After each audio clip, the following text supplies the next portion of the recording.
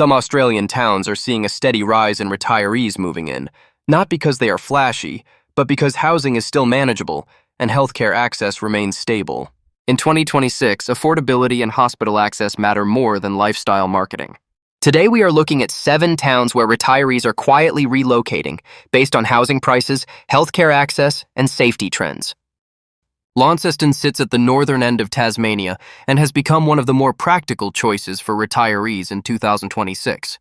Median home prices here sit noticeably lower than comparable coastal towns on the mainland, which means pension-based retirees can enter the property market or downsize without exhausting their savings. The Launceston General Hospital handles a wide range of specialist services, and the state government has been expanding geriatric and aged care support across the region. Getting around is straightforward because the city layout is compact and walkable, which matters more as mobility becomes a consideration in later years. Public transport connects the main precincts without the complexity of larger capitals. The Tamar Valley sits just minutes from the center, offering riverside walking tracks, wineries, and open green space. Crime rates in Launceston have been trending downward according to Tasmania police data, which adds to the sense of security many retirees say they are looking for. Council services are well organized for older residents, including community programs and home support referrals. The population aged 55 and over has been growing steadily here, which means the infrastructure and social environment are increasingly shaped around that demographic. For retirees wanting coastal access without mainland prices, Launceston offers a grounded and increasingly well-resourced base. Victor Harbor sits about 90 kilometers south of Adelaide on the Fleurieu Peninsula and consistently appears on retirement shortlists for good reason. The median dwelling price is substantially lower than suburban Adelaide, which gives retirees more financial flexibility whether they are buying, renting, or downsizing from a larger home. The South Coast District Hospital serves the area and handles general and aged care needs, while the proximity to Adelaide means specialist appointments are reachable within an hour and a half for more complex medical requirements. The town itself is built around a relaxed coastal lifestyle, with the famous horse-drawn tram to Granite Island still operating and acting as a social anchor for the community. Retirees here report a strong sense of community, supported by regular markets, events, and local clubs that make it easy to stay socially engaged. The foreshore is flat and accessible, which suits older residents who want to stay active without navigating challenging terrain. South Australia police figures show Victor Harbor maintains relatively low crime rates compared to urban centers. Council services include community transport options and programs specifically supporting older residents. The 65-plus age group makes up a significant share of the local population, meaning services and business offerings reflect that demographic strongly. For retirees weighing coastal lifestyle against healthcare access and cost, Victor Harbor remains one of the more balanced options in South Australia. Port Macquarie on the mid-north coast of New South Wales offers retirees a combination of genuine coastal lifestyle and well-developed healthcare infrastructure that is harder to find further north. The Port Macquarie Base Hospital is a major regional facility with a broad range of specialist services including oncology, cardiology, and orthopedics, which removes one of the key concerns retirees have about leaving larger cities. The beaches here are accessible, and the climate sits in a comfortable range year-round, avoiding the harsher summers further inland while staying mild enough in winter. Housing costs are higher than purely inland options, but remain meaningfully below Sydney prices, and the town has been growing steadily with development that reflects the older demographic moving in. Walkability along the foreshore and town center is good, with cafes, medical facilities, and community services concentrated in an accessible core. New South Wales police data shows the region maintains manageable crime figures for its size and growth rate. Local councils have invested in aged care coordination services and community programs aimed at residents over 60. The population trend shows consistent growth among the 55-plus cohort, which is reshaping local services and driving further healthcare investment. For retirees who want genuine beach access, a solid hospital close by, and a lifestyle that does not require driving an hour for services, Port Macquarie stands as one of the more complete regional options in the state.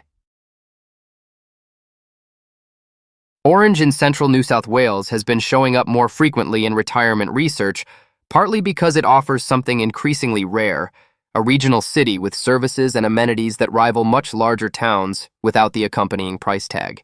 Median dwelling prices around the $665,000 mark as of 2025 put it well below Sydney and Melbourne, and the relative stability of that figure signals a market that has not been overheated by speculative pressure.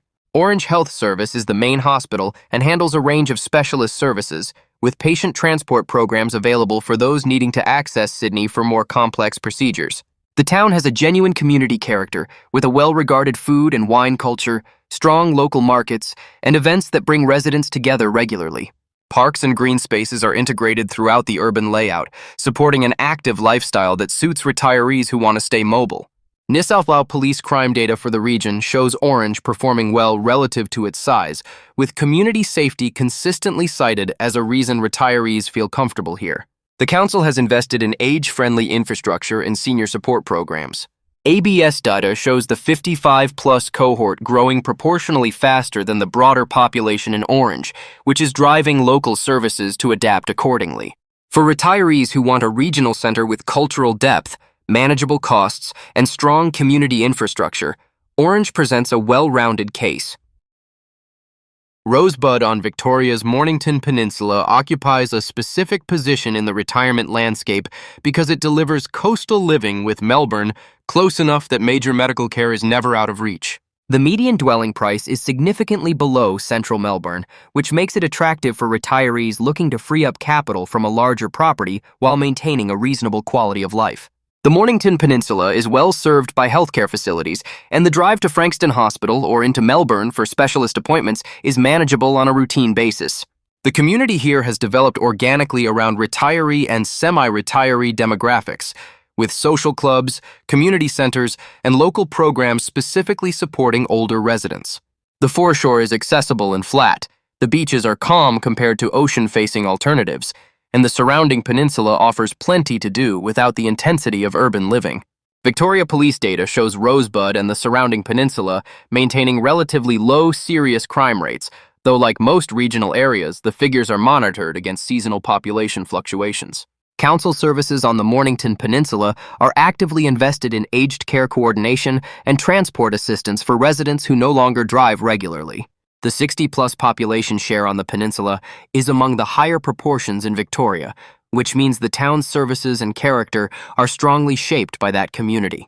For retirees wanting Melbourne within reach but a quieter daily environment, Rosebud delivers a practical and increasingly well-supported option. Adelaide stands apart from the other entries on this list because it is a capital city, but it belongs here because it consistently outperforms expectations on the metrics retirees actually prioritize. House prices in Adelaide remain dramatically lower than Sydney or Melbourne for comparable properties, meaning retirees can access a full metropolitan lifestyle, including major hospitals, cultural institutions, and public transport, without the financial pressure that comes with those other capitals. The Royal Adelaide Hospital and a network of specialist medical centers give retirees access to the full range of healthcare services without ever needing to travel interstate. The city is compact and navigable, with beachside suburbs like Glenelg and Henley Beach sitting within a short tram or bus ride from the CBD. The cultural scene is active, the food and wine offering is strong, and community events run year-round in a way that smaller towns cannot match. South Australia Police data positions Adelaide favorably against other Australian capitals on key safety measures. The state government has been actively investing in aged care services and home support programs, recognizing the demographic shift underway in the population. For retirees who want the security and convenience of a capital city but cannot justify Sydney or Melbourne prices, Adelaide offers an unusually good value proposition that has taken time to become widely recognized but is now firmly on the national radar. Coffs Harbour sits midway along the New South Wales coast and offers retirees a warm climate, genuine community feel, and healthcare infrastructure that punches above its size.